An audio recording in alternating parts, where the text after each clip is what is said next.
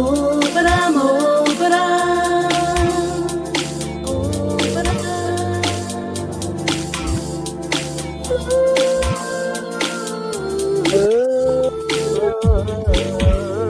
you got the love and you bide your time, you're full of ambition, we will be fine. So come on.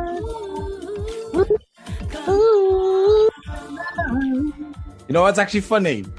Yeah, go on. When you hear, like, if you listen back to the recording later, it's all in sync. But if I hear it here, I hear everyone coming at different times. All the time. It's so funny. It's so funny. Anyway, guys, welcome to Family Fair Podcast with Mideyah, Pudding, and Travesty. And today, only me and Pudding have got our little, avatars of Mideyah and Travesty didn't get it figured out. So hopefully next week they'll join the party.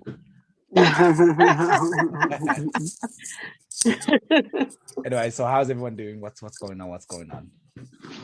I'm good. I want to jump into the topics. I don't even know what the topics are. I want to jump into the topic. All right, jump in. Can a person love more than one person at the same time? Sure. I agree too. I think so. For many years, they've always said that you can only love one person. You can never really love more than one person. But I disagree. I believe the same. What about romantically, by the way? I'm on about romantically, yeah. I believe you can do, because love is love. There might be different degrees of love, but love is love. The same way you can love several children that come from you is the same way you can love more than one person that you want to be in a relationship with or are in a relationship with. Can I just add on to that? Sorry. Yeah, add on to it, yeah. I found with my experience with really, I would say, infatuation or love, regardless if I love somebody or infatuated with them, I wouldn't say that you want to be in a relationship with somebody. You could love someone but not want to be with them, just to add on to that, Mideyah. That's what I believe anyway. I was looking at it more of, if you're in a relationship with someone and then you decide to, what people perceive as cheat on, and you decide to go out with someone else, and then you find that the emotions are just as strong as the person you actually probably living with or was in longer. Okay. I'm talking about that angle. That's the angle I'm coming from. I think I've lost the point of what I was trying to make. But I think that when you love somebody, see, love it's somewhat overrated in society. I think there's too much emphasis on love. We take it, especially when it comes to romantic love. This whole idea that you got a man, you got to love a man, or a woman has to love a man and stuff like this. Why it's been made complicated is because these kind of feelings and this like jealousy aspect. But if you strip that away, then what you have basically with love is like having a family, an extended family, because you can, or even a good friend. Like, think about it, you can live with a good friend. In fact, you are often in love with your friends. You just don't call it that. You call it a friendship. But you feel the same way about your friends as you do about someone you love. The only thing is you don't have this extra intimacy. That's true. So if you could keep most relationships on that level, this friendship level, but still agree that, we're going to be together and we're going to have a little bit more intimacy, but we're still really good friends, so we don't have to worry about the jealousy part, then I think you can definitely fall in love with many people, because you have many good friends, you have many family members who you love. You would die for many of your family members. Well, I know Mideyah wouldn't, but what would you say? I don't know. I just felt like you was gonna say it, and I wanted to jump in and say it before you said it. I wouldn't. I don't know. I was waiting for it. I heard it. I was like, I actually heard you say it, and I actually wanted to reply, but you didn't say it fast enough. To prove you right, I wouldn't. See? I'm sorry for my children, but not the family members. Yeah, that's what I mean. But still, you love multiple people in different. See, some people would try and make it like, I'm romantically involved, but actually, if you can just get rid of all that stuff, I think we'd have a better world. Actually, to be fair, I think the world would be a better place. People would stay together longer. I believe if they could get rid of that part. So I'm sorry for cutting you in there. I don't want us to mix up with getting in a multi-partner relationship as to can you love someone more than one, because you are then making it into a situation where the person who was there first is approving of him going to another person or she to another person. That's not what I'm on about, because I'm still looking at someone who doesn't want to know that they don't want the one person to know they're with another person, but they're still in love. Do you get what I'm coming from? So we're not necessarily talking about if you're in is it polygamous, whatever the word Polygamy, is yeah. they use. Polyamory. Yeah, where there's a lot of. I'm not wrestling talking it, about, I'm not talking about that necessarily that situation. I'm talking about can you love more than one person. So even if you're cheating, I'm talking about whether you're cheating or not cheating, whether they are all accepting of it or not. Can you love more than one person at the same time? And I believe you can, because let me give you an example of why I believe you can. You could be living with your partner, say 5 years. You've met someone and you've been seeing that person for 2 years. Now, the one you've met for 5 years, you probably not necessarily get on with better, but because you've been with them 5 years, it becomes a habit, but there's still love there. The one you've been seeing for 2 years, you absolutely are like soulmates. But because you love the other person who also you've been with for 5 years, you don't want to leave one for the other, so you're seeing both of them. So go on. I was going to say, Mideyah, I think in those kind of situations, I think when it comes to finally choosing, I think it comes down to loyalty. Yeah. Because Loyalty, obviously, number one, you can call it number one, number two. The first person who was there, obviously, that's the original relationship. And you obviously have got a loyalty because you've made promises to that first partner. And then when the second one comes on the scene, you've made different promises to that person, but they've come into it with their eyes open. Yeah. Not necessarily. Not always, obviously, not always. Yeah. But if they have, more or less, over time, you'll realise when that person's not committing that there must be something going on. But obviously, like you said, Mideyah, there is relationships out there that do thrive on secrecy and carry on for many years.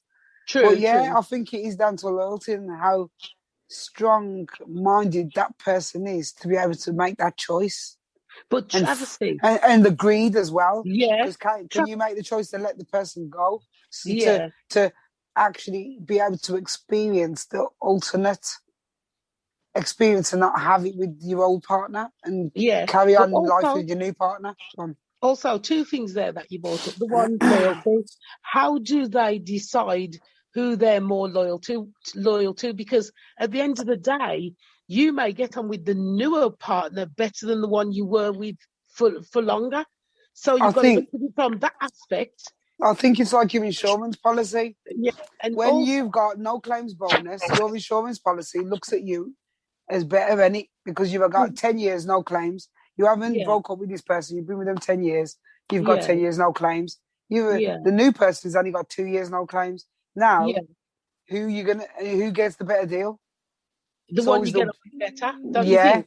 If you wish it would be that way, but it's not always that way because remember, there is always surrounding factors. It's not always.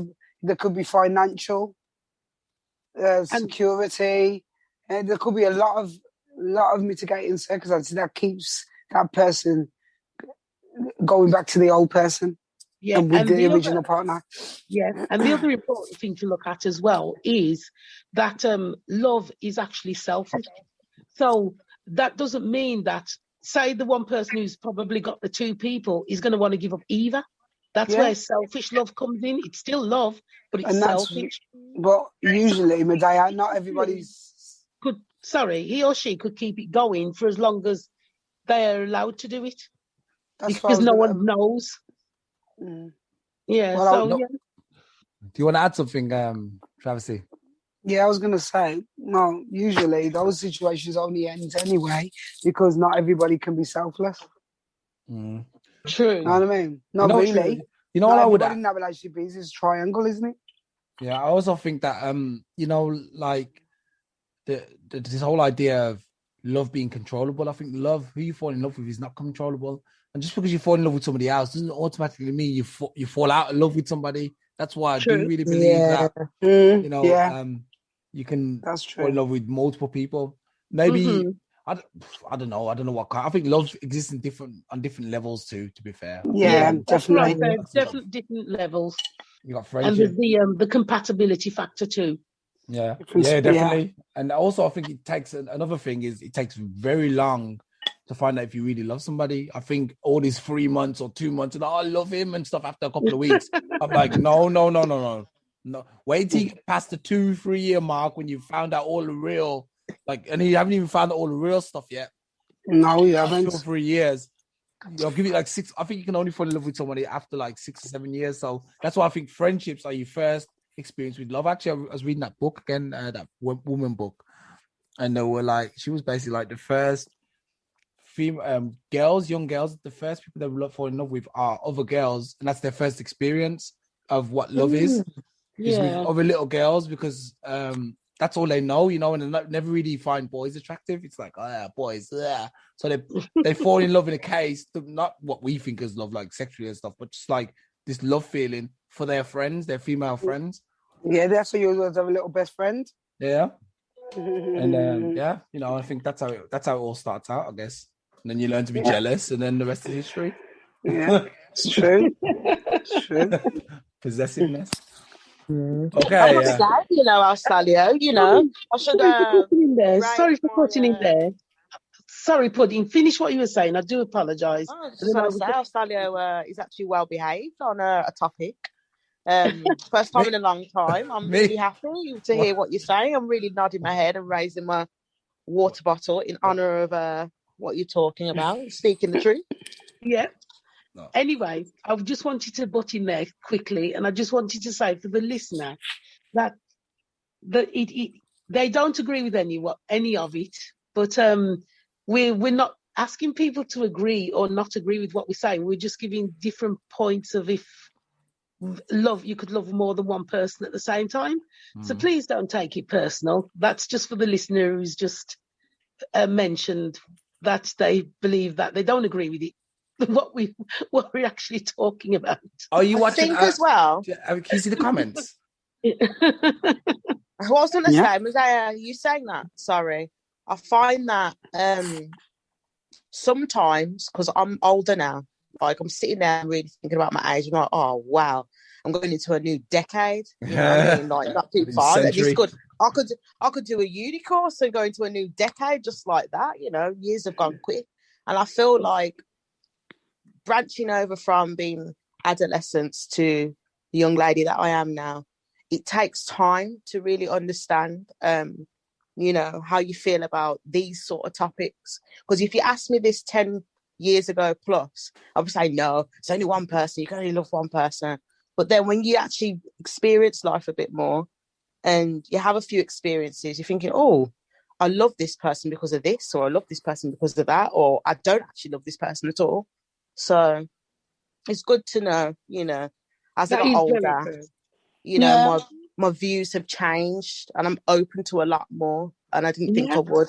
If you wait till you get to almost 40, then your views change again. What you think you know now, wait, another 10 years, trust me, you'll be like, oh, I didn't know nothing back then. Even me, when I look at my 30-year-old self, I think to myself, man, I didn't know nothing back then. And then when I think of my 30-year-old self to my 20-year-old self, I was like, oh my God, I was an idiot. So you start getting wiser. I guess with 40, you become, you know, this wise person. And then after 40, it just gets more wiser. Before that, it's all like, what's the word? Arrogance, you know. And guesswork. It is. Because I agree, because we've all been 16 and we've all thought, oh, we know everything by that age. But you've got to remember, you know everything probably about your in a circle, in a circle. Your little bubble, you know everything in that bubble. So you've got 16 years experience. But as soon as you go into the big outer world, you realise you ain't got nothing. Yeah. You ain't got nothing, and you're learning as days go on. Each day you learn something new, because while we're alive, we'll never stop learning.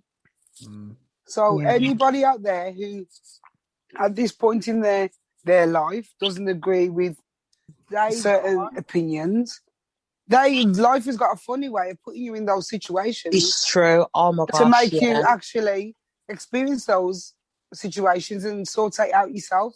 And then you'll see what happens and you'll think back and think, you know what? I remember when I was younger and I didn't agree with that, but life is too short to stay in your old ways and you just move on with the times.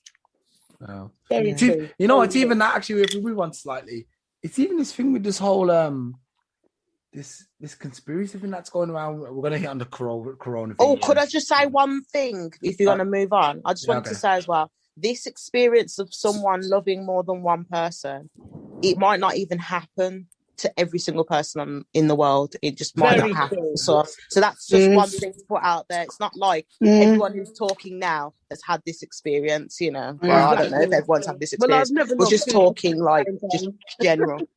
Well, I think someone like you, Mideyah, is like hard and loyal. Whereas me, I can say that I have been in love with 2 or even more people at the same time. So calm down. It's lost. I don't know if it was lust. No, because sometimes you like people, don't you? Just think sometimes to yourself, I like this person, man. Even if it doesn't go anywhere, it's like, I like this person. Yeah, I think you know what? I think that's when your souls can connect. Yeah. But then obviously, because of your situations, you don't act on it more time. Yeah. So that could be the right person for you for that time, but you just let that go past. Yeah. It's slide, let it slide. What was I going to say about the corona thing? I was going to go on to that. That's it. Like when I was younger, that's it. When I was younger, I would have been like with all these conspiracies that are going around now, I would have been like, yeah, this is a conspiracy, it's a conspiracy, it's crazy, and I believe it. But the more I listen to it, the more I hear all these ideas. And don't get me wrong, I'm not a supporter of the whole corona thing. I still think it's kind of strange. But you know, all this, these guys are trying to kill us. And I'm thinking to myself, but how are they going to try and kill? How are they going to kill all of us? They can't kill all of us. They can kill so many of us, but they can't kill all of us. And then there's obviously the whole idea that, I don't know, we're going to get chipped and stuff like this. And I'm thinking to myself, but isn't going to be a lot of people who are going to say we don't want to chip because they've read the Bible? And then you got the same idea that, like, okay, they're going to take the chip because the Bible said they're going to take the chip, so they have to take the chip.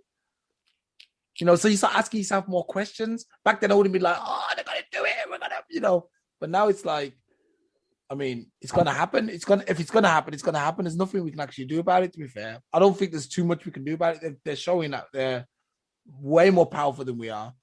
You know, like basically, down to the fact that we've had to sit in the house for the last 3 or 4 months and we couldn't. Yeah.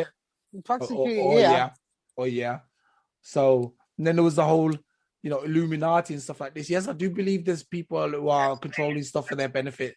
But I'm like to myself, but then you see there's people on YouTube and stuff who are making money for themselves, you know what I mean, and getting out of the railroad. So I think you're a prison of your own self, and it's true, and your own fears. That's what I think it is. And if anything, that's to me, that's the devil. That's the Illuminati. Is your own fear. Yourself, Yourself is the Illuminati and the devil, if you ask me. And all this other stuff. I don't know, man. I think as you get older, you think like that. But back in 20 years ago, I would be like, yes, they're trying to kill us and they're going to come and take me. And all this crap. You know what? On that, Alstallio, really and truly, you talking about people's fears stopping them. Because when you sit there sometimes, people, and your inner voice starts speaking to you, and it gives you doubt, and it actually convinces you not to do something, even though you know you could change your life doing it. Yeah. But doubt creeps in and says, no, you're going to fail. Leave that alone. Leave it. You are your worst enemy. Yeah. So thrive off that. You know, that's another thing. You've got to fight yourself. You've got to fight yourself first. If you can beat yourself, then nobody else will ever be able to stand in your way. Even losing to yourself is still going to bring you forward. Definitely. And I always say one of the biggest dreams for a lot of people is moving away from home, moving away from the country that they live. And so many people stop themselves because they get like, what's the word? Fears? Habitual. Comfortable, yeah. But moving away can change your life. Like I think a lot of American black people, for example, shouldn't stay in America. They should leave America and come to Europe where they'll be accepted more. You saw in the second one, I mean, accepted more too. Okay, then. I feel like this is Yeah. a deja vu, but I probably spoke about this before. Yes, I think it is. Is it Moving deja on. vu? Is it Moving on. Yeah, anyway, no, just quickly, I mean, like a lot of, like, let's say, like, Asian people come to Europe and have successful lives. A lot of Black people and Americans, African Americans, could come to Europe and have better lives. If you ask me, everyone I met who's an African American who lives in Germany live a decent life. You know what I mean? So, anyway, let's go to the next topic. The one what you put in, I like that one. Kill, kill, kill. Oh, wait there. Wait. Actually, this is And kind do of not do not target me with this one. you know, this is I said this really because I was talking to my wife and I was I don't know how much I should actually say on it, you know. But anyway, I said the topic is basically, should it be okay to kill someone who's old and demented and just a burden anyway? Now, I'm sorry, before anyone shoots me down, I've got a grandma who's actually doesn't mind dying. She's like, she wants to die. She has no point. She has no thing to do on the earth at the moment. And she's really she's lost all her faculties. She's demented. She doesn't remember nothing. And she doesn't remember anybody in the family. So pretty much she's already dead. She's on her own. Yeah, she is. She's on her own. She's already dead. So for me, I was like, no, I was just being, it's humor, it's my humor. I was just joking. I said, we should just go in that night with a pillow, pull it on her head. and then she'll be gone. And then she'll be happy. But then I was like, nah, you know. How do you know she'd be happy? Because she wants to die anyway. She might forget that she wants to die. Oh, yeah. Exactly. Yeah, that's the thing. He was like, what if she wakes up and starts scratching my arm and trying to kill? Ah! You're like, yeah, she died in her sleep. Yeah, what's those scratches in the arm? This one, Alstallio, is a very it's a very sensitive and a very touchy subject. I mean, it is. On a serious note, I can see exactly where you're coming from, because if you really are going anyway and you've fulfilled your obligation on the earth, so to speak, and you've got to a stage where, as you like your grandma or even the other worse illnesses that you can have, I think it should be okay. It should be okay if you're at a stage where you can't take it anymore. I don't think the medical fields or the government or the police have any right to intervene in situations like that. Because let's give you an example. Since the pandemic's been about, the medical field have run. They're not helping people like they were before the pandemic. So why should they have a say in if you were in your family and someone in there is suffering and they are old and they're on the last legs anyway? They shouldn't have a say in when they go. They shouldn't say, oh, well, you got to have it. They've got to suffer there until their last breath. If their wishes, they want to go. That's just my opinion. Like I said, I think when the woman in question is 94, so she's already lived quite a good life. I think 94 is a good life. Yeah. I don't wish to live till 94. I'm all right with like 80, 75. I'm good with that. You're a bit greedy, aren't you? 80, 75 is all right, isn't it? That's like I get to steal my pension back. You know, I get to live a couple of years. Alstallio, be careful what you wish for. What you should be saying is, I would hope to live till I'm those ages with my faculties, my health and strength. Sure. It's no good wishing to live to them age and you don't know how you're going to be at that age. That's true, yeah. That's true. But when I think to myself, for someone who's really old and demented, doesn't remember anything anyway, and she's already like, there's nothing for me here. You know, there's nothing for me here. I would like to die and stuff. I don't know why this. I think there's something. I think in Switzerland it's actually legal. It's called Sterbehalfe. I watched it. Yeah, it's called Digitas. It's Digitas, something like that. Yeah. They call it, or Dignitas. It's Digitas, something like that. But however, Alstallio, there's a part you need to think about when you're saying this. Which person would really want to kill their loved one? Yeah, that's the thing. That's the one, and it's like, would I feel all right doing it? Like, I wouldn't feel all right doing it. I wouldn't either. I'd be like, oh no, I'm not doing that, man. But I don't think anyone would, to be fair. I think you wouldn't want to kill your mother, but then again, it's like, on the other hand, you're gonna think to yourself, she's demented and she's old and she wants to die anyway. But then, at the point when she's got a little bit of sense, you say to her, do you want to go at this point and give her the medicine and toxic to do it to herself or himself? Yeah, that's true. Because at the end of the day, they should be allowed to do it themselves. Nobody can question if they do it to themselves. Would that be suicide though? What about the whole religious sector? Suicide, you should have your right to do that if you want to. Wouldn't the religious sector get in and be like, I don't believe in it. Religion shouldn't even come into it, and I'll be honest with you, because religious people are just control people who just tell you something that they read from a book.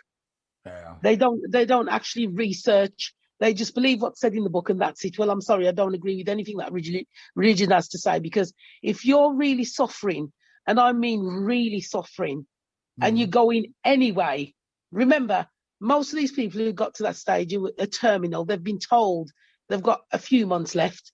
But if they can't ride the last few months because they're in so much pain or whatever else is going on, why shouldn't they be able to take that away or just go? Why shouldn't they be allowed? Why should it be looked? At the end of the day, if they did that, they're not going to be here to hear what the people left behind have said.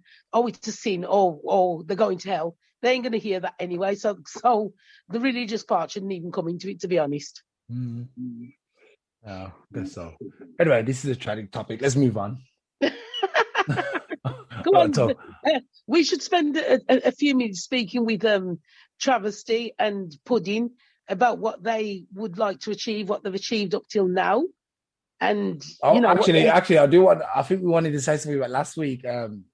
The post guys, something up to the post. I don't think we touched on that last week. The post system is chaos, and the internet's funny with people claiming they've undelivered Royal Mail packages. Oh yes, that's just Target. Undelivered Royal Mail packages to sell. Travesty, I don't know if Travesty's got a mic muted. I can't even say the word. Her mic muted at the moment. I must think he's going on to mute. I don't know why. Okay. Touching it. But yeah. Royal Mail, come bring my parcels, man. Yeah, stop selling them. Bring my parcels. No, I've been in contact with a representative of Royal Mail. When I can't tell I'm Travesty. Oh, yeah, okay. I live a different entity. Oh, yeah, that's correct, yeah. Well, I'm obviously speaking from my intel. Yeah, of course. Business. In the know. Yeah. ITK. An inside source has told me that the parcel's on the way. No.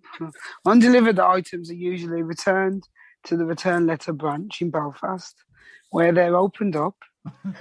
Inside, they're actually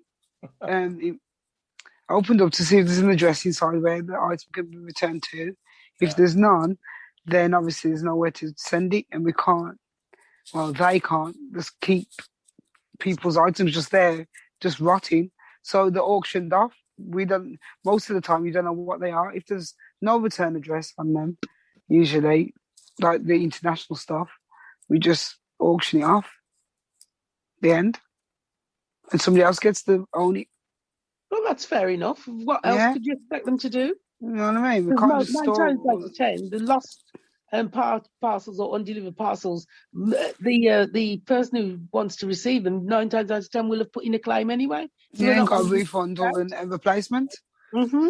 So that's how the world goes round. Because of the consumer is so greedy, there's so much out there that people just don't care about anything. You know what I mean?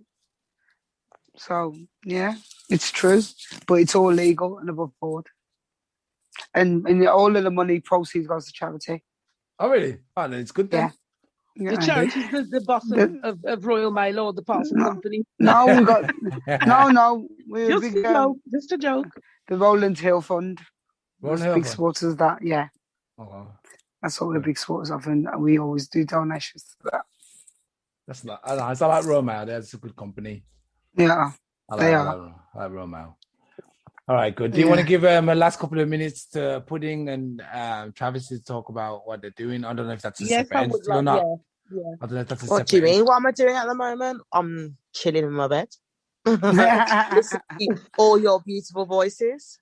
No, I'm trying to just about your wonderful creations. Oh, I'm not specifying anything yet. We're never gonna get the recipe. I don't know why. It's like 3 podcasts in a row. You've been trying to get this recipe. Yeah. And I always say, Pudding will share the recipe when the government share the wealth. I'll tell you this: all I'm preparing for is the theory behind the art. So that's all I'll let you know for now. I just need to put all the science, and there's a method to my madness. I won't just say, and then, I've just got to really work hard and stay focused. Well done. Come on, Travesty, let's hear you. Mm-hmm. Well, over the past 3 weeks, I've started up my own Caribbean cuisine business, catering obviously to the Worcestershire area where it's needed and well received. So well done. Hopefully that will take off, and if successful, I'll hopefully be able to find myself some premises and offer a wider menu, and that's the variety. Well done. Thank you. Say more than that, can we? Thank you. That sounds good. All Thank you right. very much. Let me jump on the bandwagon. I finished my 2,000 word assignment. And Mideyah is studying. Yes, I got brilliant feedback that they couldn't complain about what I'd written at all. They said, I obviously know what I'm doing, so I must have been born with it, this writing skill. What do you think? After writing, what did you write? Hidden Agenda. I think yes, more than qualified. Yes. And several songs. I think you're more than qualified for that stuff. Yeah. Okay, then I don't think we need to go around because we just did. Yeah. Guys, then I'll see you next week. See you next week. Bye. Yeah. Come on. What have we got to lose if us is what we choose? Love's the prize at the end.